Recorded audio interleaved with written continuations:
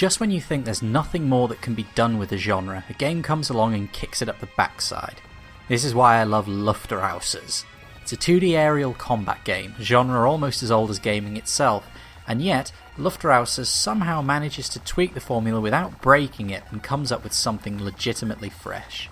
There are similar games, certainly. Aerial combat has been a genre for so long that there are plenty of games which are similar, but there's nothing I've played that I would feel comfortable directly comparing Luftrausers to. Everything misses a little point, something that Luftrausers had and something that it uses to make itself unique. The gameplay works like this. Gravity is constantly pulling you down, and so you must use your engine to maintain altitude and heading. You don't need to use your engine to turn, however, but you can only fire your weapon directly in front of your rouser. This is a little more flexible with some weapons though. Hitting the top or bottom of the level won't kill you, but it will bounce you back up or back down and you'll take some damage in the process. Your rouser has momentum as well, which further affects how you move. As such, the main skill component to the game is manoeuvring and positioning.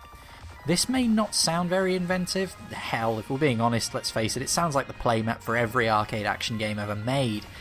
However, when you factor in the manoeuvrability of your rouser, the effects of gravity, different enemy types, momentum, and so on, Luftrausers' core gameplay becomes something that's certainly a lot more than the sum of its parts.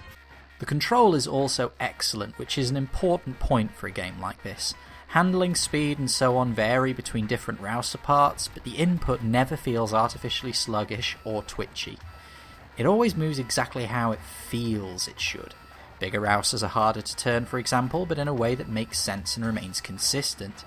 It's extremely satisfying to force enemies into a bait ball as they follow you and then spin on a pinhead in the ultimate super maneuverability demonstration, then unload your guns into a target-rich environment. Luftrausers has very good control and it ensures that deaths rarely feel cheap. As you survive, more enemies start showing up, as well as more dangerous enemy types. Battleships, jets, enemy aces, and the dreaded battle blimp all make an appearance. The game has regenerating health, but you'll only recover when not firing your weapons. Health is represented by a contracting circle around your rouser. This is one of the more odd decisions in the game. I'm not sure if it's intentional that it gets sort of harder to see what you're doing as you take more damage, or if it's just a dodgy design choice, but either way, in my opinion, it creates a problem.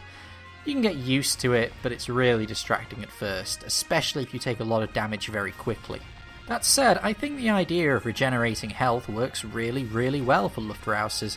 It's a mechanic that's often wheeled out to cries of "too easy" and "dumbing down", and to be fair, often deservedly. But in Luftrausers, regenerating health means a little bit less in terms of the overall difficulty and a lot more in terms of the game's flow. But it also means that the game won't rip you apart for a single mistake. Instead, you need to get into a bad situation as a result of playing poorly in order to actually be finished off. For my money, that's way more satisfying than getting a high score ruined just because you miss a single projectile and a cloud of other shit on the screen. Luftrausers is not a bullet hell game. Well, at least not for the first minute or two. Speaking of high scores, the game uses a kill streak system for those who want a bit more of a score attack dimension. Enemies are worth points, bigger enemies are worth more points. Each enemy you kill adds 1 to your multiplier, but if you fail to kill something for a few seconds, then the multiplier goes back down to 1. This encourages more aggressive gameplay, and going for a score attack can be a very tense experience. It's good that the player has a reason to be aggressive too, as even a crappy rouser can outrun or dodge pretty much anything in the game if you're not actively trying to shoot stuff. It's a nice mechanic. It encourages and rewards risk-taking rather than punishing cautious play. It's a very subtle difference between those two, but it's a very important one. Aside from survival and scores to keep you playing, Luftrausers will also give you objectives to accomplish too.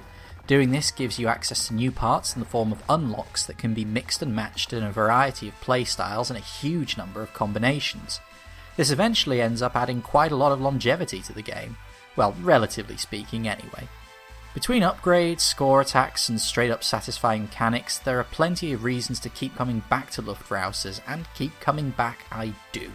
Whenever I feel like playing a game for a little while but don't want to get into anything that's going to sort of creep up on my time, I usually end up playing a few lives of it, and despite hours logged on this simple game, it's still very fun to play. There isn't much more that can be said about Luftrausers. It's a very basic game, but it's put together in a way that makes it much, much greater than the sum of its parts and turns it into a fresh entry in a very old but venerable genre. This is a game I'd recommend to pretty much anyone. It's easy to pick up, it's fun to play, and it's tricky to master.